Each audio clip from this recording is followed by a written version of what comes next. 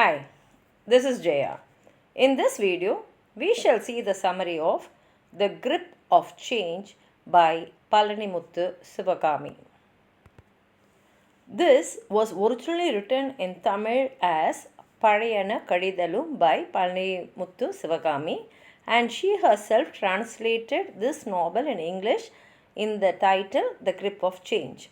And the work is structured as two books, Kathamuthu, The Grip of Change, and Gauri, Author's Notes. The novel opens with the hysterical ranting of a pariah woman called Thangam because she has been violently abused and beaten up by the relatives of her upper caste landlord. Thangam's history is constituted by her widowhood, the harassment by her brothers in law when she refuses to submit to them, the sexploitation by her Hindu landlord, and the assault on her by caste Hindu man, and so on. Her demand for a share in her husband's paternal land is refused on the ground that she does not have any children from her husband, and they even connect her infertility to the infertility of the land. She lives alone and works as a laborer on the farms of the upper caste landlord Paranjodi Udayar, who actually rapes her and repeats the atrocity when he realizes that she does not complain about this rape to anyone.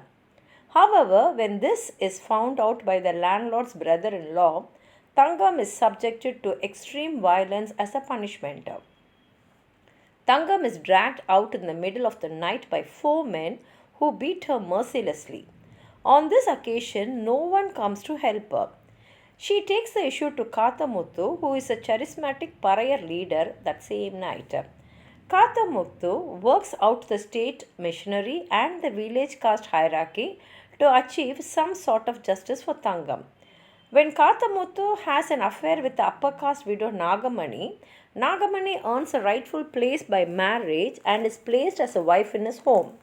On the contrary, in the case of Thangam, Paranjodi Udayar uses her to satisfy his lust and treats her as a mistress and is even subjected to severe physical punishment. When the matter of the illicit relationship is disclosed to society, Paranjoti Udayar refuses to accept his relationship with Thangam. He is concerned of how this may affect his position in the next election. Paranjoti Udayar's wife, Kamalam, colludes and sends her brothers to beat Thangam. She feels no sympathy for Thangam, though it was Thangam who was raped by her husband. Rather, she questions her husband on how he can manage the police. Paranjodi Udayar is shocked by Thangam's extreme step. He never expected Thangam to file a police complaint. Thangam further dares to ask Kathamuthu to go to the court for her matter related to her husband's share in the land. Kathamuthu dictates a petition to his daughter Gauri on Thangam's behalf, which is addressed to the police. In the petition, Kathamuthu overlooks Thangam's rape and distorts the account of a brutal mutilation by upper caste men in the Dalit locality by accusing her assailants by assaulting her for walking through their street. The police inspectors appointed to carry out the enquiry interrogate Thangam's in-laws, who first spread rumors of an illicit relationship with Paranjodi. One of Thangam's in-laws claims he saw Thangam waking up to a stomachache and walking to the village tank behind Paranjodi's house, where the Padayachi street begins. She is spotted by Paranjodi's wife Kamalam, who abuses her by her caste name for entering the upper caste street. She is later assaulted by Kamalam's brothers. The Chakliyas, who are another untouchable labor caste, confirm the rumor to the police, believing them to be true, and accuse the Padayachi men of assaulting Thangam for her affair with Paranjodi. While one of the investigating constables assumes Thangam's rumored affair is true, the other dismisses the possibility that Thangam may have coerced Paranjodi into a sexual relationship. During the inquiry, there is a meeting of labourers and farmers at Kathamuthu's house. Kathamuthu announces his decision to constitute a panchayat or village council of elders to punish Paranjodi, his wife, and his in-laws if they are proven guilty. His intention is to charge Paranjodi with casteism, that would lead to the loss of his Dalit voters and undermine his political power. Kathamuthu is convinced Paranjoti will neither confess his relationship with the Dalit women nor permit his wife to be taken to court and consequently beg him for mercy. When the police inspectors give Paranjoti a copy of the complaint, Paranjoti realizes the complaint has been framed as a caste related assault that has nothing to do with the rape. Paranjoti offers to pay them if they promise to rescue him. One of the policemen suggests to lodge a counter complaint against Thangam by secretly planting a transistor and a large sum of money in a house and accuse her of theft. He encourages Paranjoti to file a complaint before Kathamuthu files a report. But Kathamuthu spots one of the inspectors at a toddy shop getting drunk on arak. He discovers the inspector has been bribed by Paranjoti. The inebriated inspector reveals Paranjoti's plan to press charges against Thangam. Kathamuthu immediately sends his men to guard Thangam's house through the night as she convalesces at hospital. Paranjyoti's men failed to place a transistor and money in Thangam's hut, although they managed to escape from Kathamuthu's guards. Paranjyoti, anxious that the counter charge of theft against Thangam may backfire for lack of evidence, decides to accuse all the Dalit men of attacking his brothers-in-law when they entered their street to recruit laborers. Soon there are rumors of the Parayas' attack on the Odayas.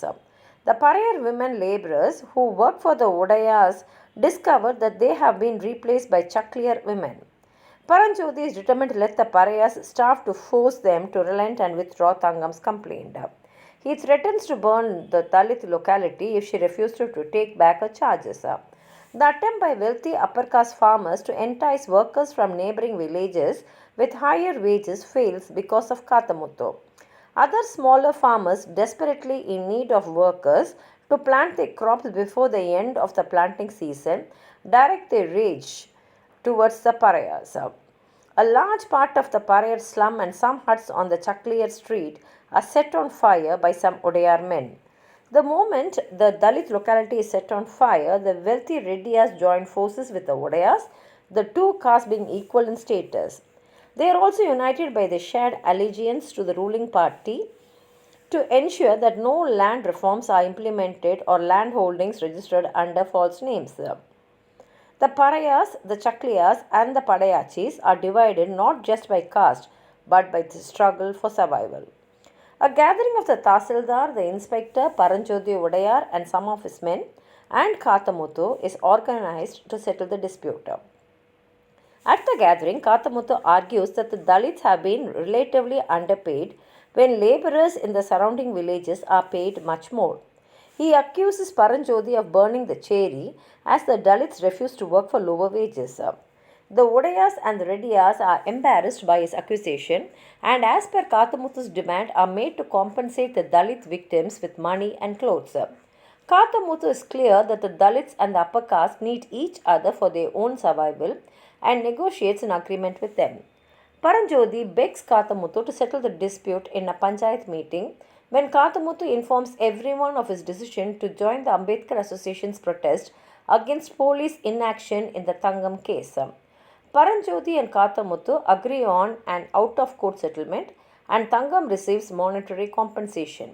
Thangam gives Kathamuthu her compensation out of gratitude and offers to cultivate and harvest his land in return for his protection. Kathamuthu's desire for Thangam empowers her over his wives. Her disputes with his jealous wives often end in violence. Thangam is transformed from being a poor and emaciated widow to an adorned and healthy woman who enjoys Kathamuthu's patronage. She assumes the responsibility of paying the laborers who work on Kathamuthu's land and receives people who come in search of him.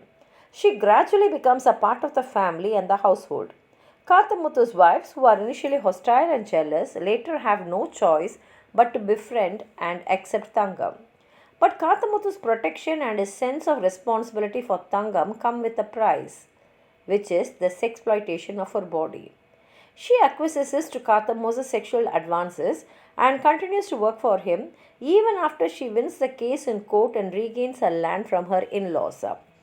Thangam gets greater access to public spaces of legality like the court and the village council of elders that are exclusively occupied by men who possess legal authority and political power.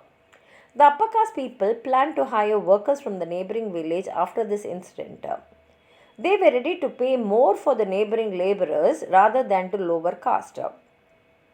For lower caste, Parayan, Pallan, Valluvan, Chakliyan, Vannan are considered to be of different categories, while for the upper caste, all of them were the Dalits. Few days later, 3 huts in the Cherry was burnt down. The Dalits believed that the upper caste people burnt the Cherry because of their refusal to work for them. This ensured a communal riot among the two groups. At last, the police entered the village for reconciliation. To ease the issue, the upper caste people were advised to accept their demands and offer compensation for the victims with an increase of 50 paise on their daily wages. Kathamuthu demanded of Paranjoti Udayar a sum of 20,000 rupees as compensation for Thangam, but Udayar denied it.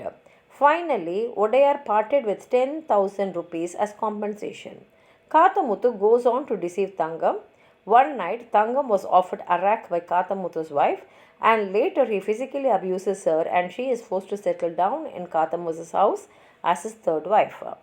Towards the end of the novel, we see the emergence of a new generation of educated young men and women of different castes who are united in their attempts to transcend social and sexual hierarchies. Kathamuthu's daughter Gauri refuses to get married and becomes the first Dalit woman in her village to complete a college education. Her cousin Chandran becomes a worker at the rice mill and joins the workers' union that unites Padayachi and Parayar workers who shared labor concerns, which enables them to potentially overcome their caste differences. He gets married in a secular ceremony that does away with the Brahmin priest and rituals. Rasendran, a Parayar youth who is entrusted with the responsibility of guarding Thangam's heart, protests Kathamuthu's conciliatory attitude towards the upper caste Udayas and Rediyas at the gatherings of elders. Ilangovan, a young Parayar banker, has an open affair with an upper caste woman Lalita, who defies her mother's injunctions. In the second book, Gauri, Kathamuthu's daughter, compares the town of her memories, which inspire the writing of The Grip of Change, to which she observes as a 31-year-old woman. Gauri is a fictional author of The Grip of Change. The novel concludes on an optimistic note for the younger generation, as Gauri defies her father and refuses to marry. She manages to win her independence by completing her studies. She gets a doctorate and then a teaching job. Yet Gauri is still forced to hide what caste she belongs to, as she looks for a job, then for a place to stay, and she is harassed by her neighbors and colleagues. The novel thus ends on the long road ahead for women Dalits to obtain full and equal rights, and here ends the novel. If you have anything more to add on to what I've said, please write it in the comment box, like the video, share it with your friends, and if you have not subscribed my channel, please subscribe and support. Thank you.